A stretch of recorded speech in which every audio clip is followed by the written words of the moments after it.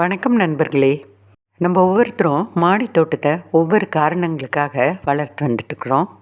நல்லா காய்கறிகள் கிடைக்குது, ஸ்ட்ரெஸ் ஃப்ரீன்னு பல காரணங்களை நம்ம சொன்னால் கூட நிறையா மூமெண்ட்ஸ் நமக்கு கொஞ்சம் இன்ட்ரெஸ்டிங்காகவே இருக்குது. எங்கள் ஏரியாவில் பார்த்திங்கன்னா இந்த 7 சிஸ்டர்ஸ்ன்ற பேர்ட்ஸ் நிறையவே இருக்கும். ரொம்ப அழகாக அப்படி கூட்டம் கூட்டமாக சண்டையும் போட்டுக்கும், பேசவும் செய்யும்.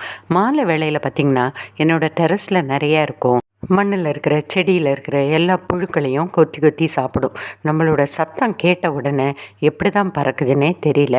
அப்படி வந்த ஒரு சில பேர்ட்ஸ் தான் இது. அதோட கண்ணில் படாமல் இதை நம்ம கவனித்தோம்னா அதுங்களோட சத்தம் அவ்வளவு இன்ட்ரெஸ்டிங்காக இருக்கும் கேட்பதற்கு. பொதுவாக தேனீக்கள் நிறைய பூக்கள் எங்கே இருக்குதோ, நிறைய மரங்கள் எங்கெல்லாம் காணப்படுதோ அந்த மாதிரி இடங்களில் தங்களோட கூட்டை கட்டுதுன்னு நமக்கு தெரியும். அதுக்கு நல்ல ஒரு ஹெல்த்தி என்விரான்மெண்ட் தேவைப்படுது.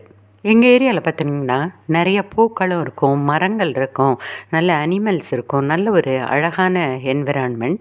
அதில் பார்த்திங்கன்னா இப்போ நம்ம பக்கத்து வீட்டு டெரஸில் இந்த வாட்டர் டேங்க்கு கீழே அழகாக தேனீகள் கூடு கட்டியிருக்கு. எல்லாமே கருப்பாக இருக்கனால ரொம்ப கிளியராக இல்லை. நம்ம வளர்க்குற மரஞ்செடி கொடிகளால் நம்ம சுற்றுச்சூழல் சுத்தமாக இருக்குன்றது பார்த்து ரொம்ப சந்தோஷம்.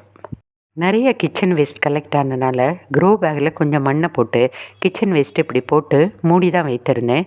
ஆனால் மழையினாலேயோ என்னவோ தெரியல, கொஞ்சம் தண்ணியும் அதிகமாக இருந்தது, க்ரீனிஷ் இது. அதனால் பார்த்திங்கன்னா அந்த லார்வாக்கள் நிறைய உற்பத்தி ஆயிடுச்சு. இது பார்க்குறக்கு கொஞ்சம் அருவருப்பாக இருந்தால் கூட இந்த லார்வாக்கள் நம்மளோட கம்போஸ்ட்டை ரொம்ப சீக்கிரம் கம்போஸ்ட் ஆகிறதுக்கு உதவுது. அதனால் இந்த க்ரீன் மேட்டரை ஈக்குவலைஸ் ஆக்கணும்னு சொல்லிட்டு தான் நிறைய காய்ந்த இலைகள் இருந்தது. அந்த காய்ந்த இலைகளை இதன் மேலே போட்டு அதை நம்ம கலக்கி விட்டோம். அப்படி செய்யும்போது இந்த லார்வாக்களோட எண்ணிக்கை குறையும். காய்ந்த இலைகள் நமக்கு கிடைக்கலன்னா பழைய கார்ட்போர்டை கூட இதில் போட்டு நம்ம இதை கலக்கி விடலாம். இது எல்லாமே கார்டனிங்கில் இருக்கிற ஒரு இன்ட்ரெஸ்டிங் மூமெண்ட்ஸ் தான் நமக்கு. குட்டியாக வச்ச மினியேச்சர் மார்னிங் க்ளோரி செடிகள் மழையில் பார்த்திங்கன்னா அவ்வளோ குயிக்காக வேர் பிடித்து இப்போ செடிகள் பெருசாக வந்தது. கூடவே களைச்செடிகளும் நிறையா இருந்தது. அது பிடுங்கினீங்கன்னா பார்த்திங்கன்னா இவ்வளோ களைச்செடிகள். மழை நமக்கு ரொம்ப இன்ட்ரெஸ்டிங்காக இருந்தால் கூட இந்த களை பிடிங்கிறது நமக்கு ஒரு பெரிய வேலை தான்.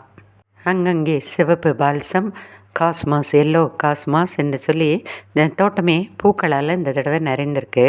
எதிர்பார்க்காத நேரத்தில் வெண்டை பூக்கள் அங்கொன்றும் இங்கொன்றுமா இருந்தது. இப்போ பார்த்திங்கன்னா மழை முடிஞ்ச பிறகு பார்த்திங்கன்னா நிறைய இடத்துல நிறைய மொக்குகளும் வந்தது. கொஞ்சம் கேர் பண்ணாமல் கவனிக்காமல் விட்ட இந்த வெண்டைக்காய் இப்போ பார்த்திங்கன்னா நல்லா முற்றிருச்சு. அதனால் அதை அப்படியே விதைக்கி விட்டுட்டேன். அது இல்லாமல் பார்த்திங்கன்னா மற்ற பூக்களாக வந்த இந்த அத்தனையும் காய்களாக இப்போ மாற ஆரம்பிச்சிருக்கு. என்னால் மாடித்தோட்டத்திற்கு ரொம்ப நேரம் செலவு பண்ண முடியறதில்ல. ஆனாலும் நான் செலவு பண்ணுறதுக்கு ஏற்ற விதமாக அது எனக்கு பலனை கொடுக்குது. இதை பார்த்திங்கன்னா பீன்ஸ் விதைத்துட்டோம், கொஞ்ச நாட்களுக்கு மறந்து போயாச்சு. ஆனால் இன்றைக்கி போய் பார்க்கும்போது எவ்வளவு அழகாக குட்டி குட்டி காய்களாக அது மாறி இருக்குது. நம்ம மறக்கிறோமோ இல்லையோ அந்த செடிகள் தன்னோட வேலையை ரொம்ப அழகாக செய்யுது. முருங்கைப்பூ இந்த தடவை கொள்ளையாக பூத்திருந்தது. ஆனால் அடித்த காற்றுலையும் மழையிலும் நிறையா கொட்டி விட்டது. ஆனால் மீதி இருந்த முருங்கைப்பூவில் இருந்து இப்போ நிறைய குட்டி குட்டி காய்கள் பாருங்கள் எவ்வளவு வந்திருக்குன்னு. சரி, இந்த காய்களை நம்ம பத்திரமா வளர்த்து எடுக்க வேண்டியது நம்ம பொறுப்பு. பச்சை மிளகாய்களை இப்போ நான் கொஞ்சம் பழுக்க விட்டுட்டேன். இப்போ பார்த்திங்கன்னா தினம் ஒரு கைப்பிடி 2 கைப்பிடின்னு இப்படி அழகான நிறத்தில் எனக்கு சிவப்பு மிளகாய் கிடைத்து கொண்டே இருக்குது. இது ரொம்ப ரொம்ப இன்ட்ரெஸ்டிங்காக இருக்குது இந்த கலர். தானாய் முளைத்த கத்திரிக்காய் நாற்றுல 2 கிடச்சிது. அதை இப்படி தள்ளி தள்ளி டிரான்ஸ்பிளான்ட் பண்ணதில் இன்றைக்கி பூவே விட ஆரம்பிச்சிருச்சு. இதை பற்றின வீடியோ ஆல்ரெடி நான் ஒன்று கொடுத்துருக்கேன். அடுத்ததான் இந்த மாதம் முழுவதுமே எனக்கு இந்த பவளமல்லி நிறைய பூத்தது. இது பூக்கிறது மட்டும் அழகு தான். ஆனால் இந்த நிறைய பூக்கும்போது இந்த பூக்கள் எல்லாம் அடுத்த நாளில் தரையில் கொட்டி நமக்கு தரையில் நிறைய பூக்களாக இருக்குது. அப்போ இந்த மாதிரி சூழ்நிலைகளில் நம்ம தரையை சுத்தமாக வைக்கிறது நம்மளோட கடமையாக இருக்குது. பாருங்கள் எவ்வளவு முருங்கைப்பூவும் கொட்டியிருக்கு, பவளமல்லியும் கொட்டியிருக்கு. இதெல்லாம் நம்ம தினம் மாடி தோட்டத்தை நம்ம சுத்தம் பண்ணணும். இல்லைன்னா அது நமக்கு நஷ்டம்தான். அழகான காஷ்மீரி ரோஜாவும் இப்போ பூக்க ஆரம்பிச்சிருக்கு அடுத்த ரவுண்டாக. இந்த சீசனில் நிறைய ரோஜாக்களும் நமக்கு கிடச்சிக்கிட்டே இருக்குது. அது கூட ஒரு இன்ட்ரெஸ்டிங் மூமெண்ட்டு தான் நம்ம கார்டனில். இப்படி அருமையாக பூக்கிருக்கு. நம்மளும் சில காரியங்களை தினம் தினம் செய்யணும். மழைக்கு பிற்பாடு பார்த்திங்கன்னா மண்ணெல்லாம் இப்படி வறண்டு கிடக்குது. அதில் உள்ள சத்துக்கள் எல்லாம் போயிடுச்சு.